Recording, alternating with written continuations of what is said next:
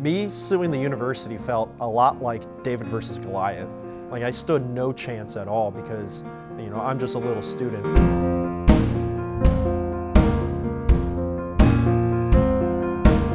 A lot of our events were simple events like recruiting on campus and trying to get new members into our group. Chris Morbitzer founded the Young Americans for Liberty chapter at the University of Cincinnati. You had to request permission at least 2 weeks in advance for any outdoor area. And oftentimes we wanted to recruit based on current events that were happening. We only had at most maybe a couple days before the current event wasn't current anymore and people wouldn't be interested by it.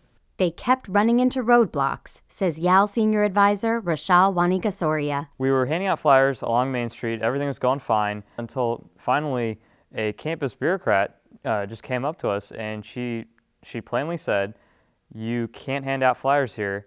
If you continue to do this, your group will be blacklisted and you'll be kicked off campus." And when YAL members wanted to circulate a petition for a right-to-work initiative, administrators told them they had to stay within the free speech zone, something the students had never heard of. The free speech zone is a small triangle on campus. There's really no regular foot traffic. When we measured the size of the free speech zone, it came out that it was only 0.1% of the entire land area of the main campus here. While we were standing in the free speech zone and unable to really approach that many people, just probably a few hundred yards away, we could see crowds and crowds of people walking to and from class that we weren't allowed to approach. If YAL members left the free speech zone, administrators said they'd call the cops, and the students could be charged with trespassing, an offense that carries a penalty of up to 30 days in jail. I think it's absurd that they were threatening to put me in jail for exercising what is a constitutional right. With their frustration mounting, they turned to FIRE, the Foundation for Individual Rights in Education, for help.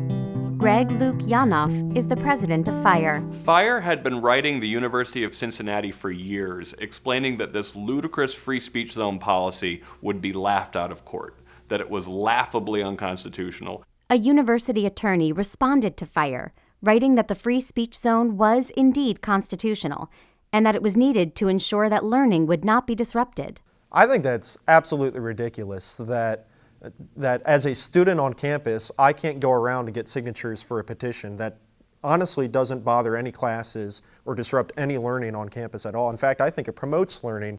They decided there was only one way to force administrators to pay attention to their free speech violations. Chris Morbitzer would sue his own university in federal court. Me suing the university felt a lot like David versus Goliath. Like I stood no chance at all. We were all pretty certain that Chris was nervous. We were all kind of nervous. Because, I'm just a little student and here's this behemoth institution that I'm going up against. It's rare that a student would take on a major university. These are wealthy, huge corporations with lots of power over your future. FIRE teamed up with Ohio's 1851 Center for Constitutional Law, who represented Morbitzer for free. The team would have to wait for the lawsuit to make its way through the court system.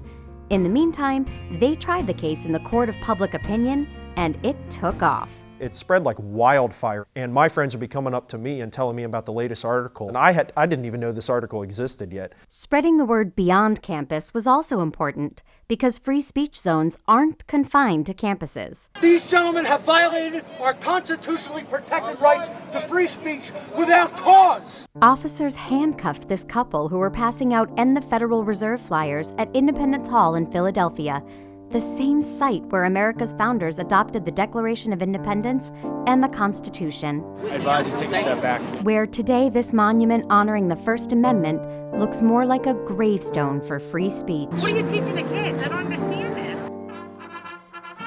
You can find free speech zones at the last inaugural parade, outside the courthouse that held the Casey Anthony trial, and at political protests. It is a disgrace to the First Amendment that protest in some place in this town must take place within a steel cage, surrounded by barbed wire.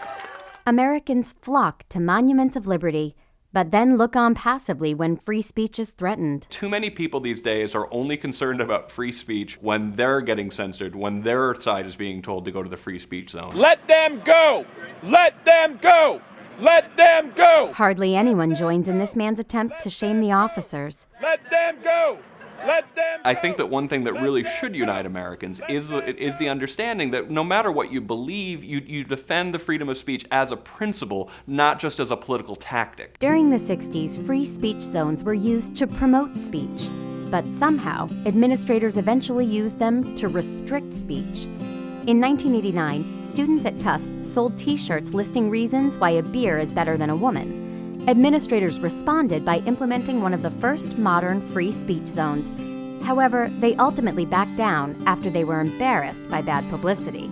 Welcome to Valdosta State University's Free Speech Zone. Fire helped defeat free speech zones at Valdosta State and other colleges like Texas Tech, which used to be home to a 20-foot wide free speech gazebo. I had a friend who had a degree in mathematics from MIT, do the dimensional analysis on this, and he worked out that if, God forbid, all 28,000 students wanted to engage in free speech activities at once, they would have to crush themselves down to the density of uranium-238. Yet free speech zones still exist at schools like these and many others. Back in Ohio, Morbitzer's lawsuit, like the original David versus Goliath, came to an unexpectedly abrupt conclusion. When my lawyer called me and told me that we had won the case, I remember jumping up and down with excitement. I was ecstatic. Like, I couldn't believe it. I was just so happy.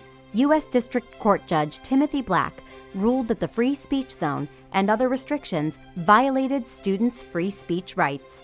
There is no danger to public order arising out of students walking around campus with clipboards seeking signatures, he declared. The news that we had won the case spread like wildfire all over Facebook, all over Twitter. Students were very excited. The University of Cincinnati decided to dig in its heels to defend this free speech zone, and for the life of me, I have no idea why. We wanted to find out, but the university ignored our interview requests. They're a big public university that lost a lawsuit to a student, and so I'm not surprised at all that they didn't want to talk on camera. It's the students teaching the administration, teaching higher education itself, a lesson about freedom of speech. It just seems very strange, backwards almost. It's backwards, but at least someone's doing some teaching about rights on campus. These days, Yale members are free to pass out flyers all over campus, and events are much easier to arrange compared to before the lawsuit. We organized a peace rally. It was much easier to reserve the outdoor space. It was much smoother and much faster. It's amazing to look back and see where we started and what happened just because of a small little petition that we wanted to circulate on campus. Now the whole campus is open to free speech.